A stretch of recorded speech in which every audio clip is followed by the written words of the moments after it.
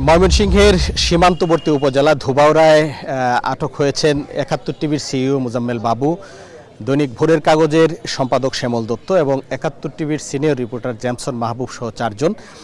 তাদেরকে এখন ময়মনসিংহের যে ধোবাউড়া থানায় সেখানে রাখা হয়েছে এবং প্রাথমিক জিজ্ঞাসাবাদ শেষে এখন কিন্তু তারা ধোবাউড়া থানাতেই আছেন। এবং আমরা পুলিশের সাথে কথা বলে যেটি জানতে পেরেছি সেটি হচ্ছে যে ঢাকা থেকে তেজগাঁও জোনের ডিবির একটি টিম ময়মনসিংহের উদ্দেশ্যে রওনা দিয়েছে, যারা ধোবাউড়া থানায় আসবে এবং এই ডিবির টিম ধোবাউড়া থানায় পৌঁছানোর পর তাদেরকে হস্তান্তর করা হবে এবং তাদেরকে ঢাকায় নিয়ে যাওয়া হবে। এবং আমরা এখানকার পুলিশের সাথে কথা বলে যেটি জানতে পেরেছি যে ডিবির টিমের সাথে তাদের বিরুদ্ধে যে মামলা রয়েছে ঢাকায়, সেই মামলার আয়ও আসবেন এবং এসে কিন্তু তাদেরকে এখান থেকে নিয়ে যাবেন। ডিজাইন, এলিগেন্স, বিউটি, সেরা পণ্য সবার জন্য জেভিকো। আমরা কথা বলেছিলাম এখানকার ময়মনসিংহের অতিরিক্ত পুলিশ সুপার শামীম হোসেনের সাথে। তিনি আমাদেরকে যেটি জানিয়েছেন যে আসলে এখানে এই আটকের ঘটনায় ধোবাউড়া থানায় কোনো মামলা হবে না এবং তাদেরকে ঢাকার ডিবির টিম নিয়ে যাবে, তখন ঢাকায় সিদ্ধান্ত হবে যে আসলে এটি কি হচ্ছে। পুরোপুরিভাবে এখানকার যারা দায়িত্বশীল পুলিশের কর্মকর্তারা রয়েছেন তারাও কিন্তু এই বিষয়টি পরিষ্কার করে বলতে পারছেন না। শুধুমাত্র যেটি আমাদেরকে জানানো হয়েছে যে রাস্তায় রয়েছে ঢাকা তেজগাঁও জোনের ডিবির একটি টিম, সেই টিম আসলেই কিন্তু তাদেরকে নিয়ে যাওয়া হবে।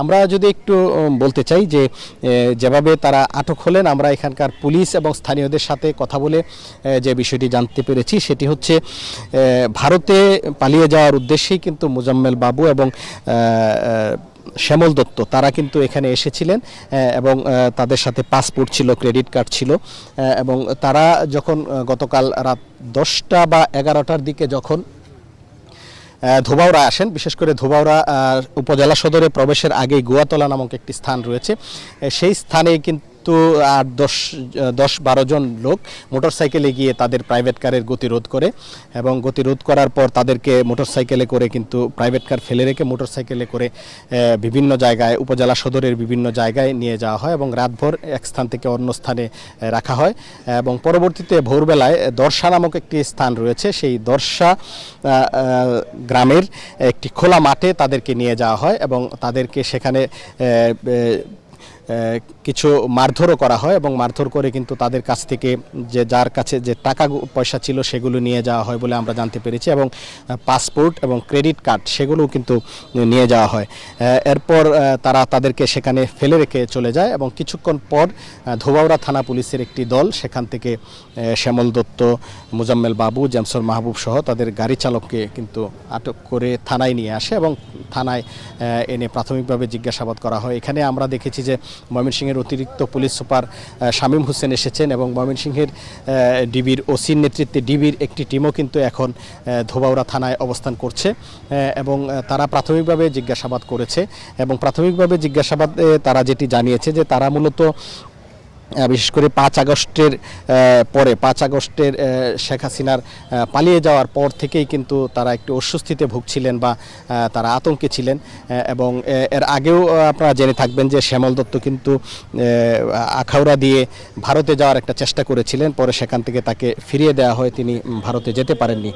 পরবর্তীতে কিন্তু আজকে তারা ভারতে যাওয়ার উদ্দেশ্যে এখানে এসেছিলেন। আমরা যতটুকু জানতে পেরেছি যে স্থানীয় একটি চক্রের সাথে তাদের যোগাযোগ হয়েছিল, যারা টাকার বিনিময়ে তাদেরকে ভারতে পৌঁছানোর ব্যবস্থা করে দেবেন এবং এই চক্রের সাথে যোগাযোগ করেই কিন্তু তারা এখানে এসেছিলেন এবং চক্রের 2 জন সদস্যের নামও কিন্তু ঘোরাফেরা করছে, যদিও পুলিশ আনুষ্ঠানিকভাবে এ বিষয়ে কিছু জানায়নি বা স্থানীয়দের সাথে কথা বলে আমরা যেটি জানতে পেরেছি যে চক্রের 2 জন সদস্য যারা তাদেরকে নিয়ে এসেছিলেন তাদের নামও পুলিশের কাছে আছে, যেগুলো এখনও প্রকাশ করা হয়নি।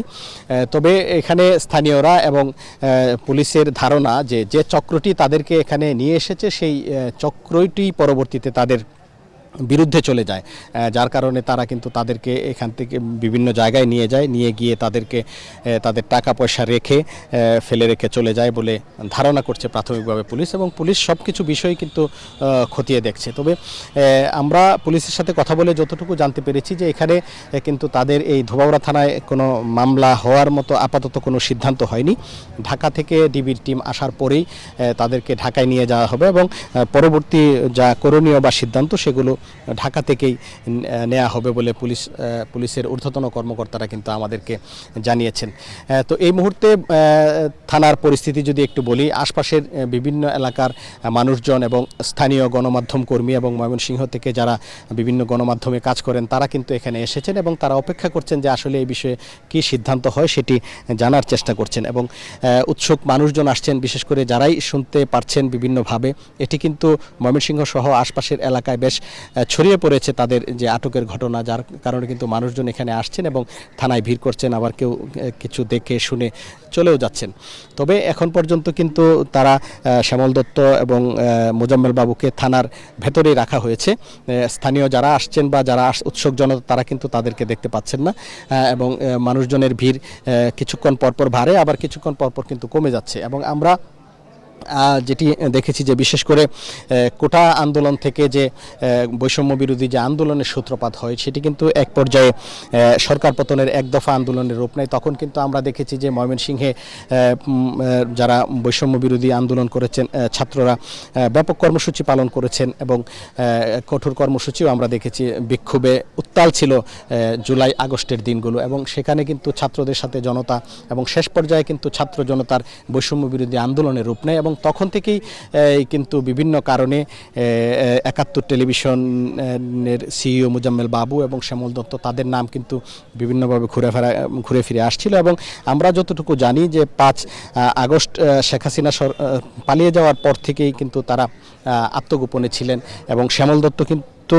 আমরা যতটুকু জানি যে আখাউড়া দিয়ে তিনি ভারতে যাওয়ার চেষ্টা করেছিলেন, কিন্তু ইমিগ্রেশন কর্তৃপক্ষ অ্যালাউ না করার কারণে কিন্তু তাকে ফিরিয়ে দেওয়া হয়।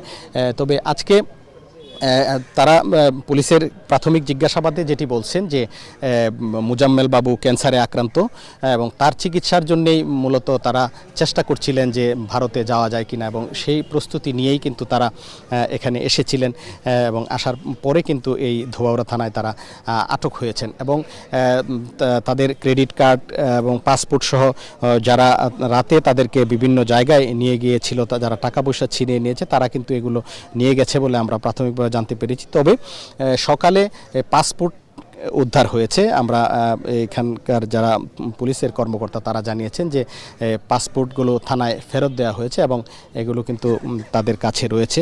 তবে এই মুহূর্তে এখনও যারা পুলিশের ঊর্ধ্বতন কর্মকর্তা রয়েছেন তারা কিন্তু অপেক্ষা করছেন যে ঢাকার ডিবির টিম কখন ধোবাউড়া আসবে এবং তাদের কাছে হস্তান্তর করবে। এবং এখানে গণমাধ্যম কর্মীরাও সেটির জন্য অপেক্ষা করছেন যে আসলে কী সিদ্ধান্ত হয়, তাদের এখানে কোনো মামলা হবে কি না, বা তাদেরকে ঢাকায় নিয়ে যাওয়া হবে কি না, বা পরবর্তী কী পদক্ষেপ।